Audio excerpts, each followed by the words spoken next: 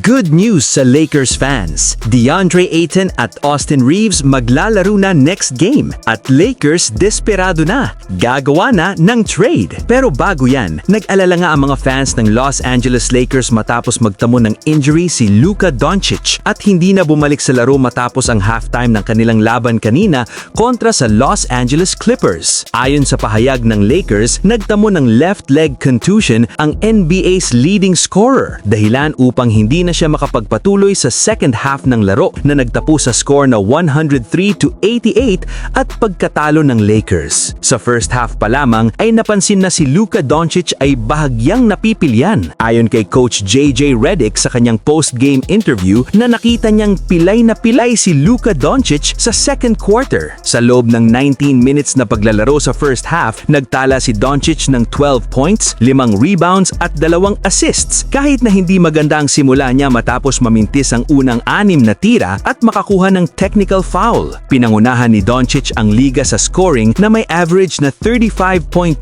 points kada laro, bahagyang mas mataas kaysa kay Shai Gilgeous-Alexander ng Oklahoma City Thunder na may 32.5 points. Dahil sa kanyang pagkawala, mas lalong nanghina ang lineup ng Lakers na noon pa man ay kulang na sa players. Nagbigay rin ng reaksyon si LeBron James tungkol sa sitwasyon. Ayon sa kanya, ang isang araw sa pinakamasamang bahagi daw sa NBA ay ang injuries. Bagamat hindi pa niya nakakausap si Doncic, napansin din umano niyang hirap itong maglakad bago lumabas ng laro. Dagdag pa rito, hindi rin nakapaglaro si Rui Hachimura sa kanyang unang start ng season dahil sa sore groin na nakuha niya matapos ang laban kontra Utah. Inaasahan siyang mawawala sa loob ng 3 hanggang 5 araw. Ayon naman sa report, inaasahang mawawala si Luka Doncic ng 2 to 3 games upang tuluyang makarecover mula sa kanyang injury. Gayunpaman, may magandang balita pa rin naman sa Lakers dahil posibleng makabalik si DeAndre Ayton sa mga susunod na laro. Samantala, si Austin Reeves na may iniindang left calf injury ay kasalukuyang ini-evaluate at may tsansang makabalik sa kanilang Christmas game na magbibigay ng dagdag lakas at pag-asa sa koponan.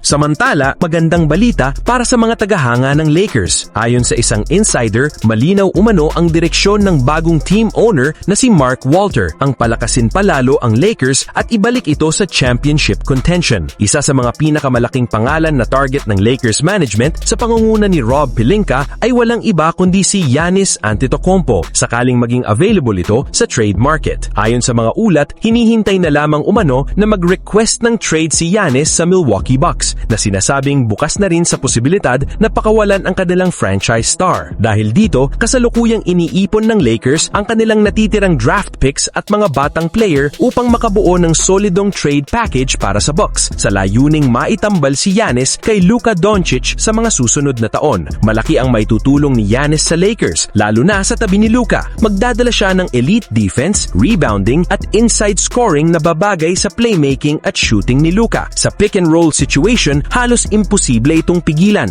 Bukod pa rito, mababawasan ang pressure kay Luka sa depensa dahil kayang takpan ni Giannis ang maraming posisyon. Ito ang nakikitang pangunahing hakbang ng bagong pamunuan ng Lakers upang makabuo ng mas malaking tsansa na magkampiyon sa hinaharap.